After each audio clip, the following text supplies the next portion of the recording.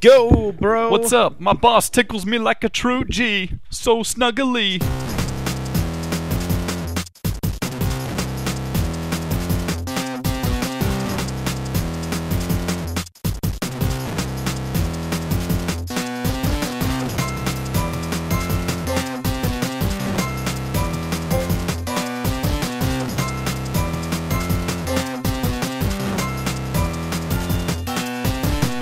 Hello and welcome to the 119th episode of Growing Up Geek, the weekly podcast for geek entertainment and nostalgia. My name is Brad and I'm joined by my brother Rob. Ole tall. Ole. Oh. I thought you were cutting back. Ole tall, yeah. Yeah. I was going to say for a second, from the Bill Gates video. Yeah, which we will discuss. We will discuss. I remember there was something we were always like slowing down, like, what did he just say? Yeah. What? And Steve, even still today, I'm not quite sure what he means. I think it's cafe au lait, tall. Yeah. People will get. We're doing that thing like when I saw They Might Be Giants in concert. Yeah. And they performed all the songs from their forthcoming album. Like that's what we're doing. People like that. They then buy the album, right? There you go. So stick around for the end of the show to understand that reference from the beginning of the show. But yeah, how you doing, man? I'm doing good. That's good. It's beautiful out here. It is sunny and delicious. Yeah, very sunny and delicious. You know where else it's sunny and delicious? Down south. Yeah. North Carolina. I saw you posted about the Washington Monument, and I was like, wait, when were you driving past that? Yeah, I actually I took a trip down south with my girlfriend, kind of like meeting. There's like a family reunion she was going to down there. Yeah. And man, it was something else. I can't say that I've ever actually been down south. Like, people would always ask me, is this your first trip down south? And I'd be like, yeah. Well, it's my first stop down south.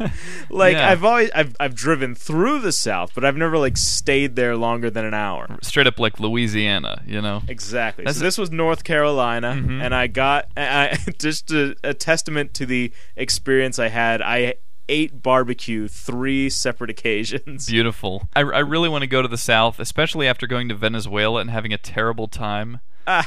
You know, running into the PMC. Oh, Merck's reference. Oh. But no, yeah, which we played last night. We More did. on that later. Yeah, all of our references for later will happen now. I just decided. This is like a Quentin Tarantino flick. We're just starting with like the end and working our way back. Yeah, but part of why I enjoy that game is blowing up the place that I had a bad time in. You know, is fun. But when I came back, I see what you're saying. You're like, yeah. You were boring. Right, exactly. Well, no, you had massive bugs that can only be killed by being sliced in half, and then they run in 2 directions as you burn them, and then when you burn them, they become a toxic ooze. It's like, dang, is this like Geiger Alien? Which you quickly dip your poison dart into and shoot at the other giant bug that can only be killed that way. This is no lie. We saw a grasshopper fighting a cat. I think I've mentioned that before, but like, yeah, Venezuela was weird. But when I came back, I was like, 'cause there ain't no doubt about this land. Oh, man. You know? And so we immediately Gladly stand up. Remember that awkward moment in church when somebody was like singing that, and they go, 'cause I proudly stand up, and then you're supposed to go clap or something like that, and then next to you, but instead the audience just all went next to you immediately, and then the singer was delayed, so his next to you, so it was like next to you, next to you, next to you. It's the remix. I remember having to perform that at high school, and our choir director, he cut that out. He's like, you're gonna want to do that, but we can't afford a cannon. So right, it's we're gonna perform Total Eclipse of the Heart, but we can't afford a Civil War era cannon to fire. Yeah. We can't afford flying choir boys with glowing eyes. I really need you tonight. Yeah. But that is not what this show is about. No. What are we doing? Yeah, what are we doing? So let's go ahead and get into our geeky weeks that we had. Yeah. What was the best of your geek week? Oh, that was I was talking about the South. Yeah. I guess like the most geeky thing about that is I sampled probably the most horrific pseudo-Southern meal to come out that I'm sure any geek who hates themselves but loves food is had by now. Okay. It is the KFC Double Down sandwich. Of course, the infamous. I've Twittered about this. Maybe I've talked about this on the show before. I don't know. Oh, everyone's talking about this. Oh, it's, boy. It's the one with the 2 pieces of chicken instead of bread. Yeah. You're like, oh, wow, I'm really going to eat this. Yep. I had a slice of it. Like, I didn't. Yeah, in fact, we got one and shared it with like 5 people. Oh. Yeah. It's like the healthy version, yeah. The experience without the death at the end. But given I was also eating like straight up pulled pork with, right. like hot sauce drenched There on was it. literally pork that was pulling your sandwich out of its wrapper.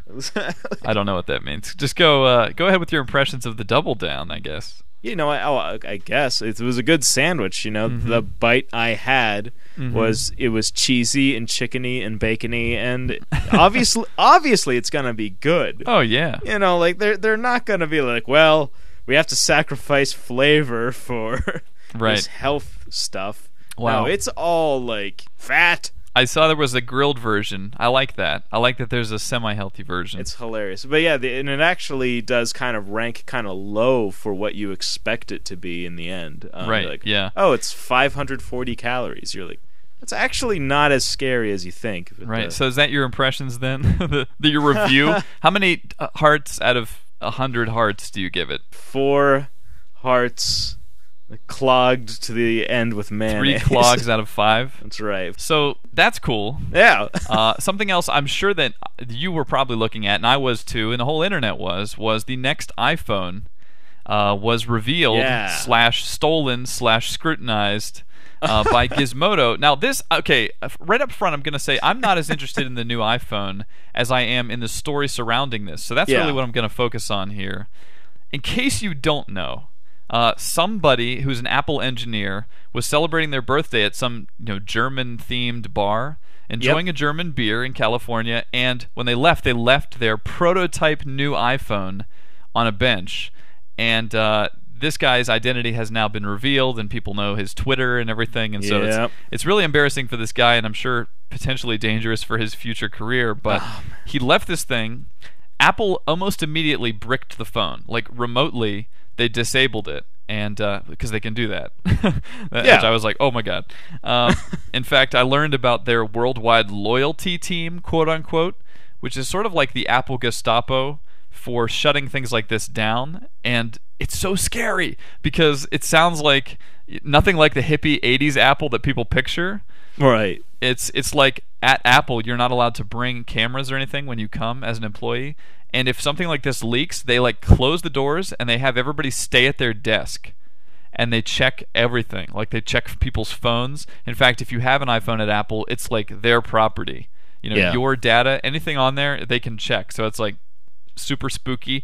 But somehow this guy, left the thing in the bar and a bunch of drunk people passed it around, and it somehow found its way to this guy who called Apple tech support and said, look, I got this iPhone, and tech support didn't believe him. They thought it was a hoax. It was pretty funny because the direct quote from them was, it seemed a hoax or that the guy had a knockoff. Internally, Apple doesn't tell us anything. They don't even know about the new phone. They don't know what to say. Right. You don't tell employees who aren't key employees about your new stuff because there's more chance of leaks. Right, yeah. So they thought, okay, this guy might just have like a Chinese knockoff or something.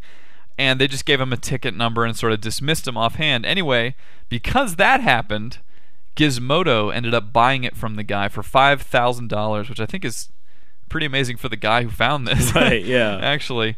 So it sounds crazy, but this is all true, and Gizmodo started publishing exclusive photos, videos. They opened the thing up. Unfortunately, the guy who had the phone first, the guy who called Apple, was the only person who was able to use it. Because Apple bricked it so fast, Gizmodo was only able to see the iTunes setup screen. And what's funny is that's how they found out that it was an HD display, which, it's high time for iPhone to have that, but they're like, the USB icon on the homepage was so crisp. We could not discern pixel from pixel. Yeah. I know, and it's like that's all they went on, but that was enough, I guess. So Yeah, just for people, I thought that was such a crazy story, and the basics have come out now because of this article. It's got a front-facing camera for iChat type stuff potentially. It's got an HD screen, and it's got this new metallic case. And I know you said that was sort of disappointing. Yeah, it seems to me like that's not the final design. Okay. Like, if there's anything obvious to me, it's like, okay, yes, this guy is walking around field testing this device, but the aesthetics is the last thing you really need to concern yourself with a field test device. If Apple needs to get into that thing and change stuff around, they want a very basic snap-on, snap-off design. It's just like... Right, because there's even like a little seam in something that you would expect like a Samsung phone to have on the side. Like it's wrapped metallic casing around. It's almost more square. Yeah, it's very flat. Now I can see a few reasons why maybe the design could be legitimate.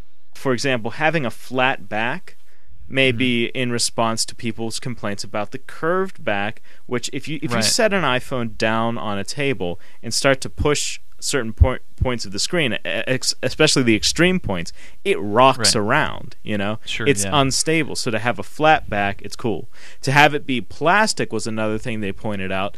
Plastic conducts radio frequencies a lot better, or at least it doesn't block them the way that a metallic back does. They've been talking about how the iPad has poor reception even over Wi-Fi because of this metallic design, this all aluminum case.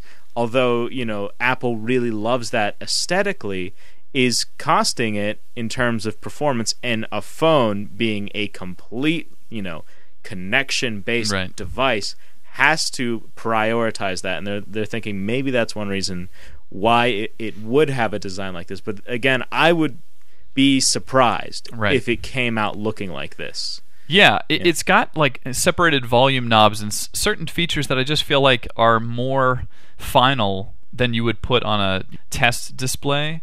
Yeah. Or a test version. And they actually did say that feeling the thing in their hand was very nice. Like, it has an Apple feel to it, even though it does look a lot like phones that have come before it. And it's surprising, but anyway, some of the features won't be clear until they actually reveal it and they turn it on and we get to see.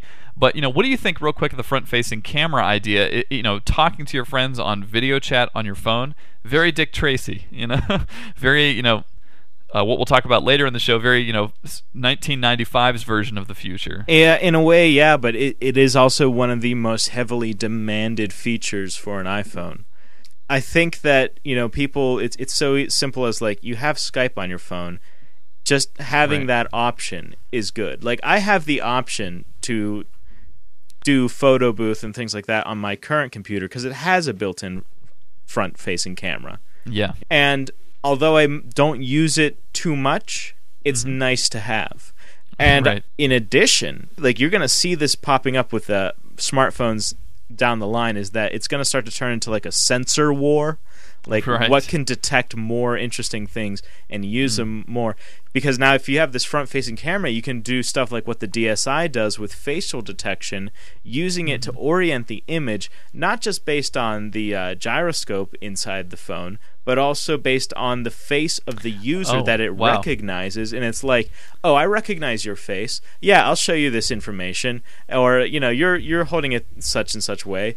But it's like, oh, I don't recognize this person's face, so I won't show them that information at all. Like, yeah, actually, as a form of security, it kind of makes sense. Yeah. Because your face is, well, it can change a little bit, but it's probably not going to change radically.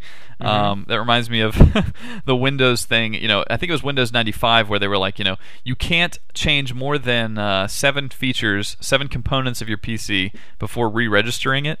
Now it'll be like, your face can't undergo more than 5 modifications. Yeah, it's going to be hard in California.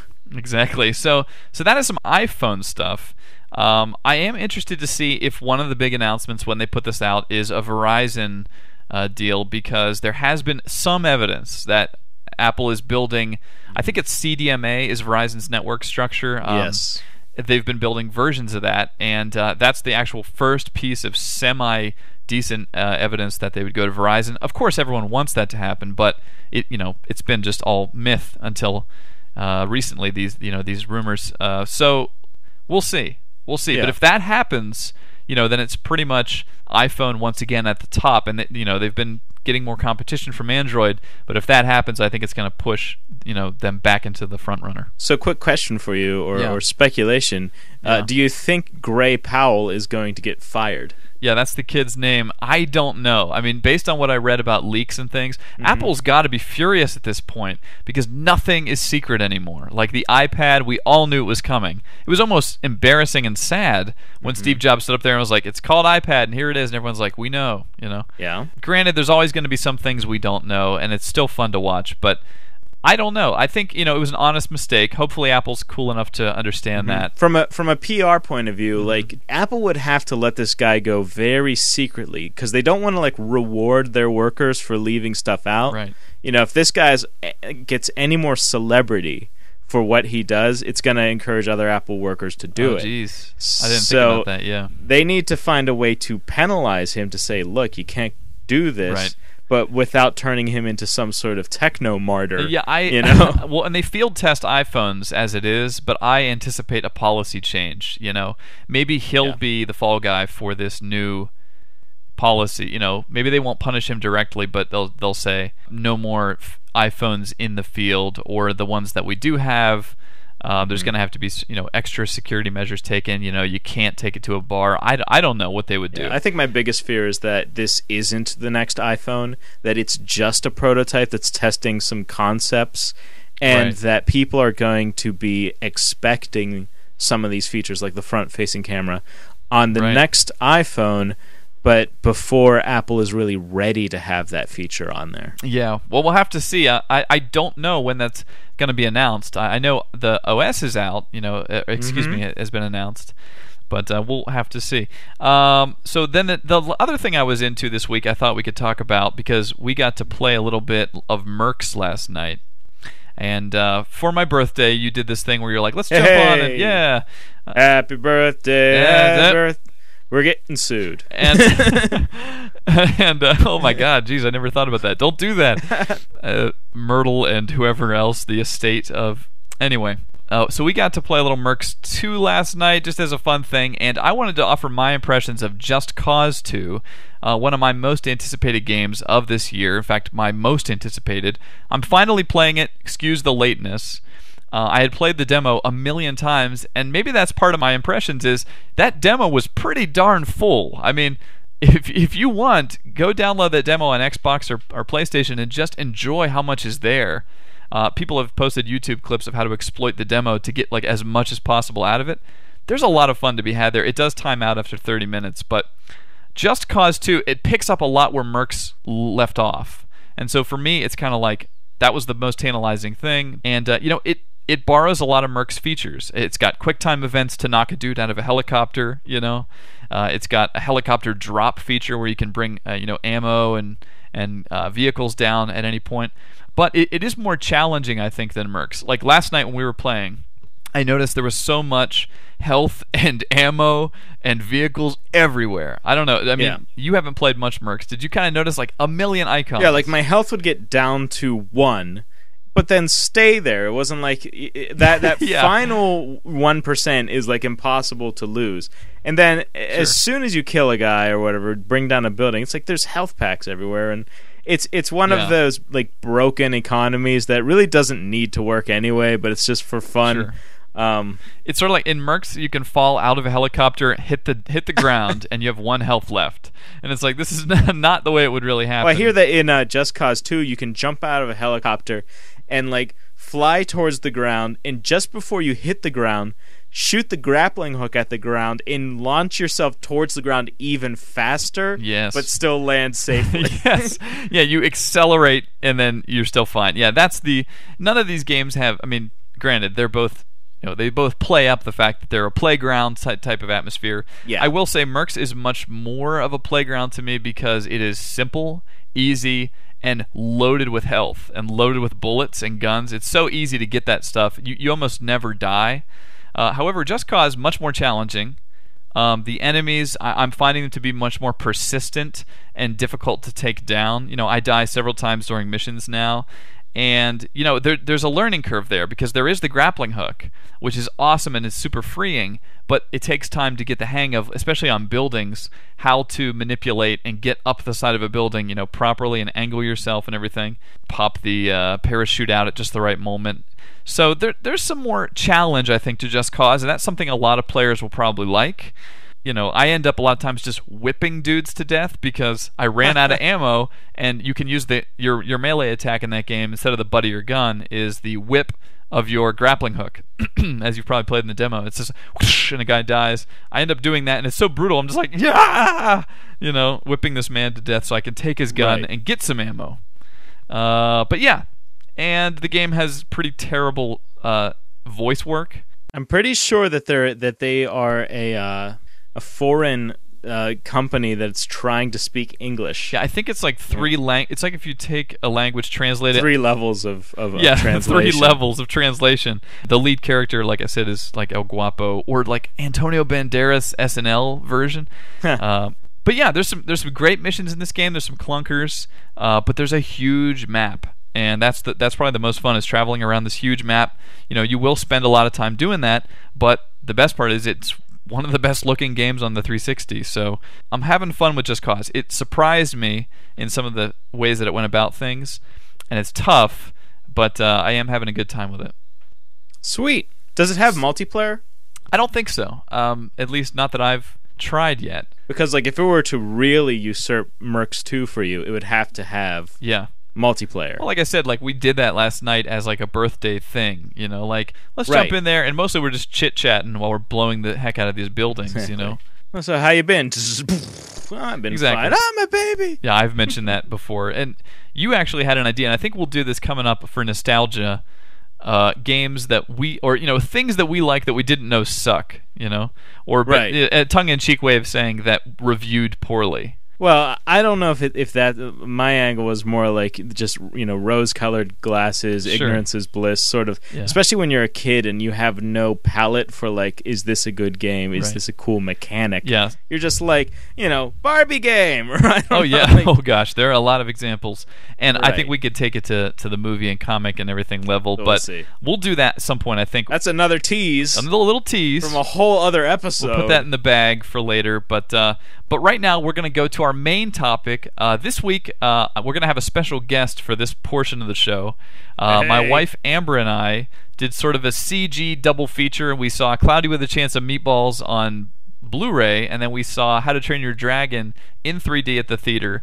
And so, without further ado, we're going to cut now to that audio, and then we'll come back after that.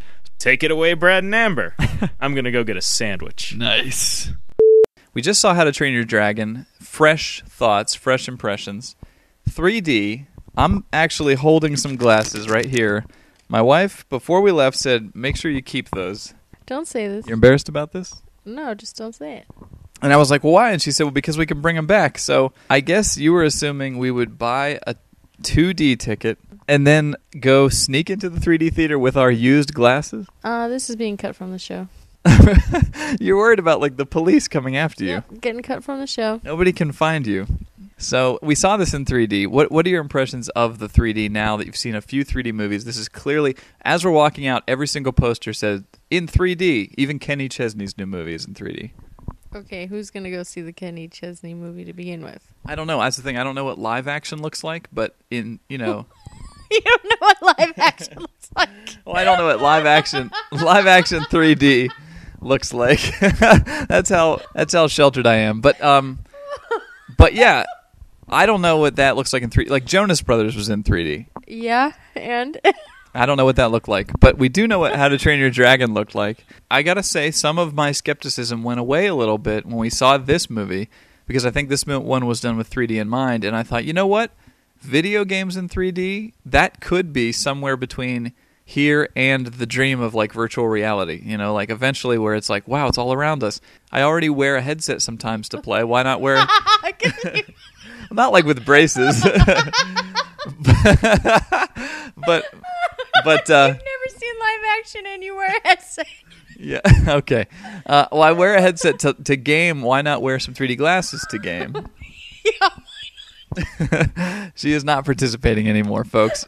This is the newest edit. Hilarious. I'm picturing you with the big 3D glasses on, a big helmet or a headset with braces connected. Which one? Doesn't matter. Yeah. And you play in a regular video game thinking that it's awesome.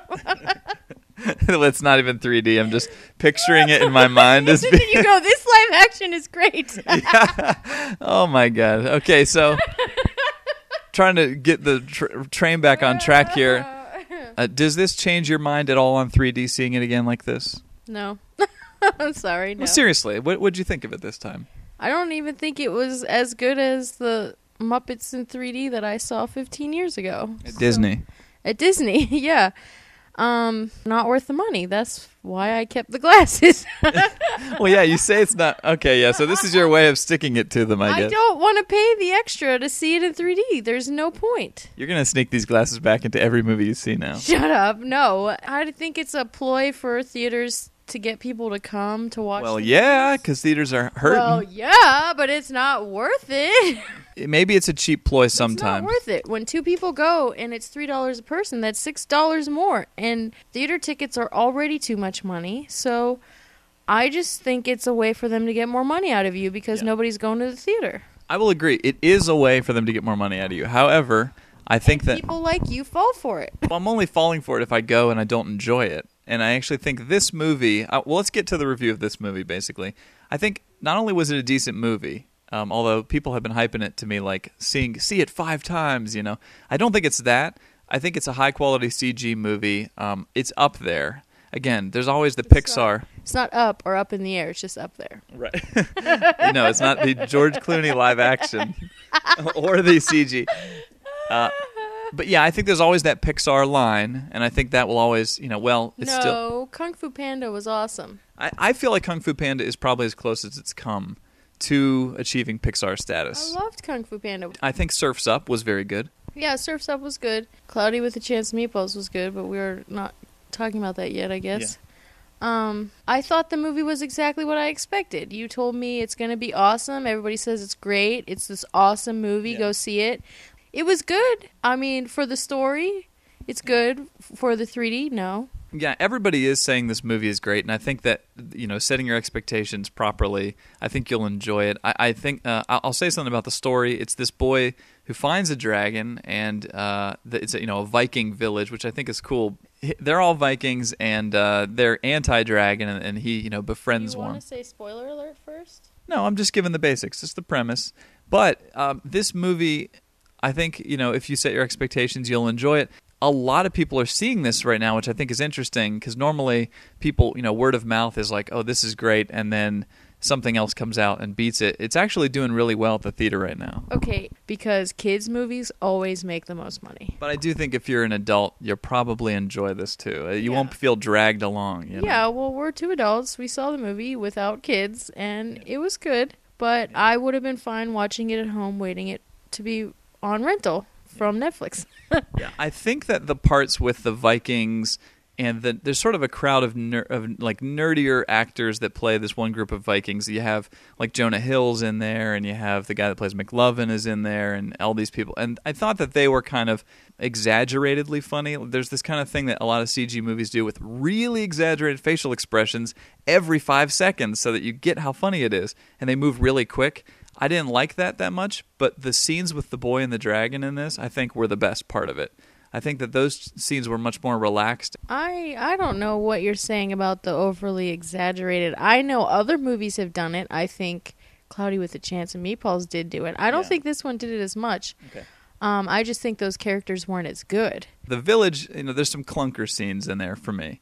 So I think it's kind of like if I split the movie into the village scenes and the boy and dragon scenes. The boy and dragon stuff, I think, was pretty top-notch. The dragon's very much like our cat, actually. I was like, they really made it kitty-like. Yeah, they made it on purpose. They made the dragons seem like cats so that you would see it as something loving and cute. So they had it act like a cat, exactly. Yeah, and you felt that way, right, when you were looking at it? It was nice. Yeah, and I don't agree with you that the village parts weren't good. I enjoyed the story, but I enjoyed it as much as I expected. I think it's, worth watching, and I think... Worth watching, not in 3D unless you're obsessed with 3D, and I would say you can even wait till it comes on rental. I don't really think people should be paying the prices for theaters that everyone's paying and we've been paying for years. And maybe now's the time for theaters to figure that out. I disagree. I think it's an immersive thing in 3D, and I think this is one example that does it right, like Avatar did. We need to support this 3D and not support Clash of the Titans 3D. Or potentially Kenny Chesney. We don't know what that's like. Or support 3D when it's cheaper. How about that? How about that? So let's move on to Cloudy with a Chance of Meatballs. Every time I say that, I make myself laugh. This one it just came out on DVD and Blu-ray. We saw the Blu-ray. It looked really nice.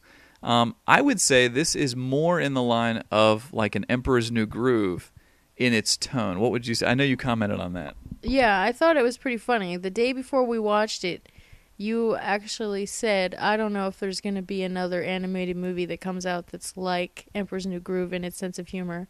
And I thought this was pretty close. I don't think it's as good as the sense of humor, but it was pretty close. And maybe that's why I laughed so much, because I didn't expect to laugh so much. Mm-hmm. But it had a lot of references to things from when we grew up. And it's cynical, yeah, which is where it's similar to Emperor's New Groove. It's very self-aware. It knows it is a movie. You know what I mean? And it's plays with that. sarcastic, and it's funny. I thought it was cute, and it was funny, and I liked that movie a lot. This is the one about a scientist. I always feel like I have to throw in the plot. People probably know, but the scientist who invents a machine that makes it rain food, small and then also humongous amounts of food. And I think it's kind of cool because Pixar has done fish, cars, toys, but none of them have done food, like an entire movie around food. This isn't Pixar. Right, exactly. That's what I'm saying is they picked an original concept. It isn't talking animals. It's massive amounts of delicious-looking food. And then, some people eat way too much in the town, and I think that leads to... Yeah, that was funny. That character, the mayor, is funny. I liked him. Also, I think a highlight in here is Andy Samberg as the town... Oh, yeah. I will say the minute that the Andy Samberg's character started talking, which was in like the first 30 seconds of the movie, I just started cracking up. I smiled because I knew it was him. I could tell by his voice. Not very many people even know who he is, but I love him, and I just could tell, and it made me happier. His character was great. Yeah, it's good. And there's a lot of just, good little sarcastic moments. It also references a lot of other movies, I think. Well, yeah, that's what I said. They referenced a million movies. They referenced Goonies, Indiana Jones. Yeah, I think it is still guilty of the overly exaggerated animation. The stuff that, and I think you're right. I think Cloudy with a Chance of Meatballs did this more than How to Train Your Dragon. It was more extreme with the eyes and the faces. Right. That's the one thing that Pixar does right. Mm-hmm. I feel like their faces and the people they make aren't as annoying to look at. When the Star Wars prequels came out, I remember Rob Coleman, who's one of the animators, saying that junior animators have a tendency to over-animate.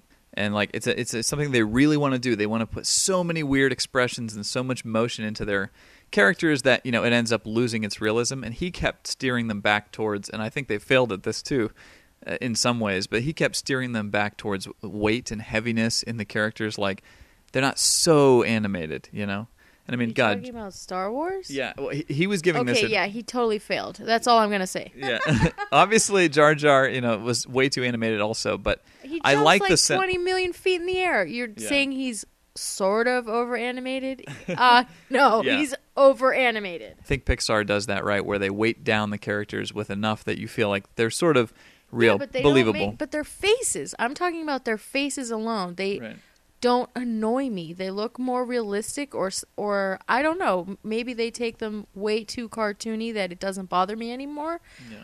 Even going back to old school, George Lucas had this rule about you have to have a character that's really quick to identify, but likable. I think sometimes they make these characters that they're a little too cutesy. Maybe they're too cutesy. Maybe they're too I thought that Monsters vs. Aliens did this a little bit, where they were a little too complex, some of the characters, and it was like, I don't immediately like all these characters. It might just be me. I obviously have high standards when it comes to CG because there's so much of it. We have so many options. But I think Cloudy with a Chance of Meatballs, which was Sony Animation, who did Surf's Up also. Yeah. I think it's a step in the right direction. I think How to Train Your Dragon is entertaining. And, I think How to Train Your Dragon had better animation. Right. But I think Cloudy with a Chance of Meatballs was a better story. Well, it was not necessarily a better story, It's but a it was comedy, more yeah. enjoyable to me. Okay.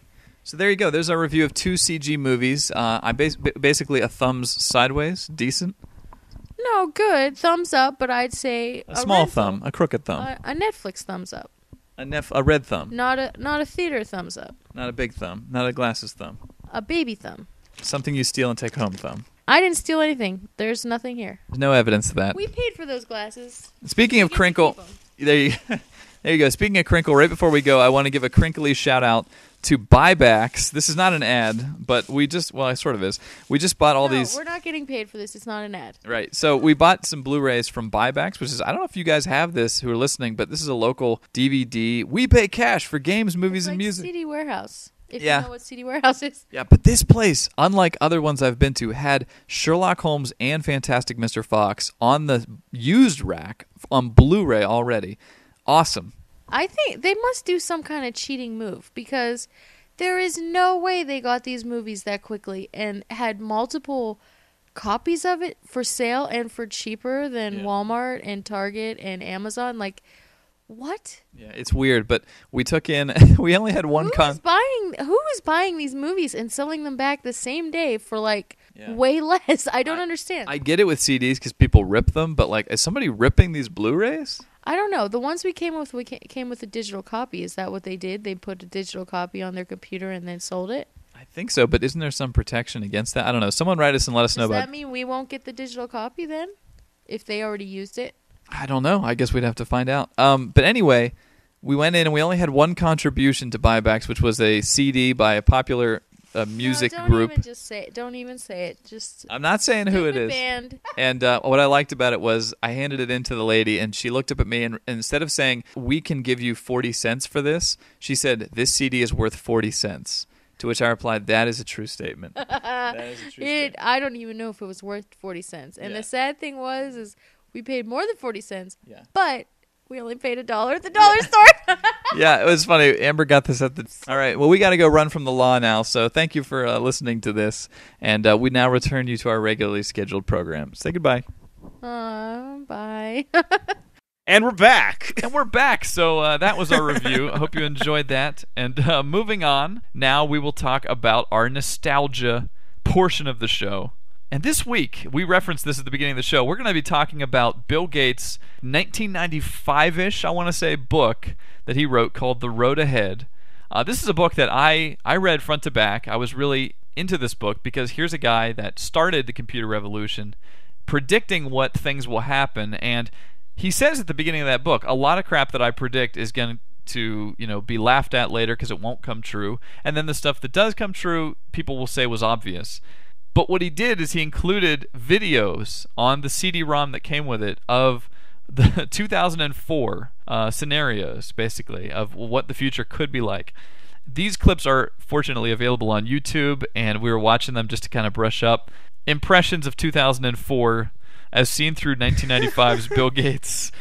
2004 was a crazy year, let me tell you.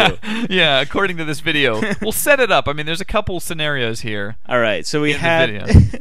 we have, first of all, I guess it covered business, home, and education. Right. All right, so we start with business, and rather than doing like real business, it's these undercover police officers, or not undercover, but just this sort of like mean Crime streets, solvers. yeah, buying coffee and like using technology to like, oh wait, I got it, like, no, you got it last times, and they hold up this dumb looking, it's like a flip phone, but one Right. of the ones that like flipped sideways, it's like a sidekick almost, but, Right, yeah. and somehow like she like hits a circle or like something, and that's Right. supposed to represent money being taken out of her account. Yeah, she waves it near the coffee vendor and it pays for it, I think he had a big section in that book about palm top computers. Yeah. And this is one area I think he kind of got right, although I don't think he predicted it would be phones, Yeah. was the laptop will transition naturally into the palm top, and that's what he said, Definitely. I mean, it's strange. Obviously, you can get very cynical about the stuff he didn't get right, like there's not a woman president or anything like Right, that. well, we'll get to that. So, But okay, yes. but I'm saying, so The Palm Top computer, yes, but we don't use it for finances though. Like, Yeah. you're not gonna buy coffee at Starbucks yet and use your iPhone to pay for it.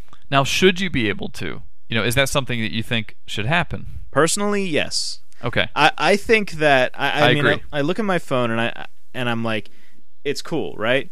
But Right. then I see like Visa has, for example, these RFID chips in their credit cards. Right. That, yeah. you just tap and it goes. Pay wave, yeah. And then also my car keys for my Prius are RFID. I walk near my car, it recognizes me and opens the doors and starts the car. Like, Right. it's all this stuff, but it's more stuff in my pockets. And so I Yeah. think it's a very short, transition to just have a little slot in your phone or whatever to just put it in there and be like, Yeah. now Hey. my one device opens all my doors, has all my finances, And those pay wave things are completely unsecure. Like, anybody can get it and just tap it against the thing. Right. It doesn't ask you for a password or a signature, so it's like doink and you're done. Something like what you mentioned with the face recognition on iPhone, like what is it called? Bioanalytics or biometrics? Yeah, biometrics. That plus digital money, means you have a pretty secure product in case it's ever stolen. Right. It could instantly, like, when you wave it, it brings up like a pin pad. Like DDD. There's my pin number. Whatever. Sure. Like it gives an extra layer of potential security. Yes, but it didn't happen in 2004. No, unfortunately, it didn't. Nope. But what did happen was Chief was mad at somebody for getting an Ole Tall. Yeah, the chief calls them on their car phone. This is the cop one still. Yeah. And I love that Which the is guy a goes, "Let me video just chat. punch it up on the video chat here or whatever," and he pulls out a massive keyboard inside of his car. This is one thing he got wrong. Like, Bill Gates definitely didn't predict touch-based He really didn't. interfaces. Oh my goodness. Well, at least It's a lot of the everywhere, devices.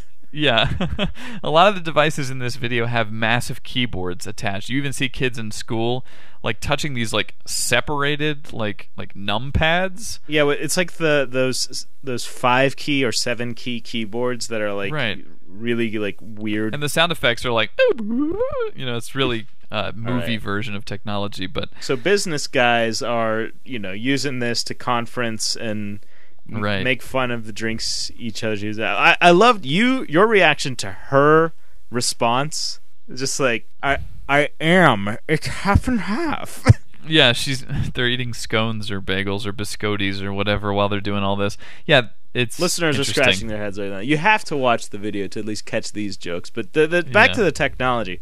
But yeah, sure. So there's a kid too. Yeah. And they sort of show the home version of all this technology. And here's another area where he got it right. I mean, there's basically a TiVo Yeah. in this one. Here's your recorded programs. Which one would you like to watch? Yeah, and Okay. suspiciously enough, they are Letterman and Oprah that she's watching the next morning. Good Morning America and Oprah. Right. Oh, okay. Excuse me. Well, I think they show that Letterman is like paused from the. Yeah, and it's something cool because my mother-in-law, the whole reason we bought her TiVo, Amber and I, was because she was recording Letterman and Oprah from the night before over and over again onto the same like dead, no lubrication anymore VHS tape, So Bill Gates really got that right. He's like, people will want this to record Oprah. That's what I'm saying. That was like eerily like, because those are shows that are on late. Well, Letterman is, and it's something you might want to watch during the day. Anyway, yeah, she pulls up on-demand television. There's a few features in there though during the Good Morning America. Maybe you could talk about that aren't quite happened yet. The weatherman is just like, well, to see my local forecast, punch those buttons on the screen, or to see my national forecast, push this button. Like, he was predicting. Hasn't happened yet. Right, that it would be integrated into the show, that interface options would pop up to use. And I remember even as digital television was happening, that was something they kept saying was going to happen. Like, you'd be watching a cooking show, and then an option to download the recipe would appear. And that's something that bizarrely like hasn't happened, and I'm surprised because it's almost like, that would make sense to have, just here's a thing, ad supported button that you can push and just get instant satisfaction from. Yeah. So this kid goes to school. Actually, before he does that, he finds like some Aztec mask that he needs for his school project, and he does it using like a very Google Maps type of thing. Mm-hmm. So I thought that was, it looks really ghetto compared to actual Google Maps, but, but it does pull up the museum, or whatever, the art gallery, and yeah, that's huge back then. I mean, we don't even think about it today, but how many times have we just where's the nearest movie theater? Type it into Google Maps. There it is. It's like, where can I buy this thing? Yeah, and I specifically remember feeling like that was far-fetched when I watched this like in the 90s, and the kid's like, where's the nearest mask? And it's like, it's on this thing. I'm like, well, what's it doing? Like sensing, every atom in the universe, or whatever. And it's like, okay, product by product finding now through stores. Yeah, that's part of our life. So it's not 2004, but then again, in 2004 that probably was available. So yeah. But then the kid goes on to kind of give a PowerPoint presentation, essentially using what would sort of be an iPad, but again, he's typing on it with this weird thing. And a massive. Imagine an iPad if it was like 10 feet thick. It's basically what he's holding. And he's holding it like Commander Data, wedged in his left, crotch of his arm or whatever. And he has like really kind of a very bad presentation, I think. In the end, like, if the kids saw this crap every day, like, that's the thing, is like, you wouldn't have like, oh, here's the stereotypical black kid dancing to the rhythmic music. Oh, that was so messed up. Yeah, at some point, like, Aztec African music kicks in, and the black kid has to immediately start dancing in the classroom. It's like, no, and it's like, what kind of classroom is this too? There's like 3-year-olds and like 17-year-olds all hanging out, and it's community college, and they're immediately moved by the idea of, oh, the Aztec civilization vanished. Oh God, they're laughing one moment, crying the next. It's the perfect presentation, and it's crap. The one girl, the blonde girl in the front, is like, totally disinterested, and then as soon as the Aztec music starts and all that, she's like, he says something about, I wonder if the Aztec civilization will be like ours. Maybe we'll go away someday. And she suddenly has this contemplative, serious look, like, yeah, you're right. I'm like, no way would that happen.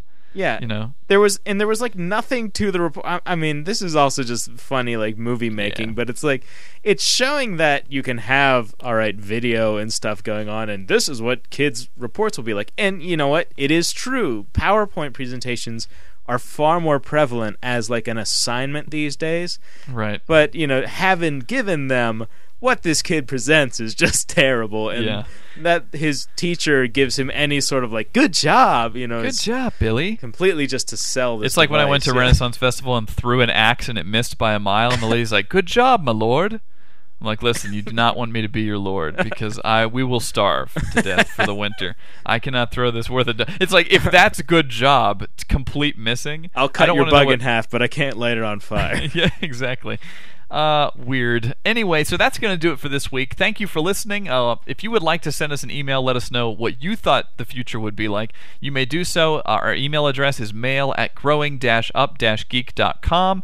You can follow us throughout the week on Twitter, twitter.com/GUGBrad and GUGRob. And that's going to do it. Once again, my name is Brad. I am Rob. And we will see you in the future.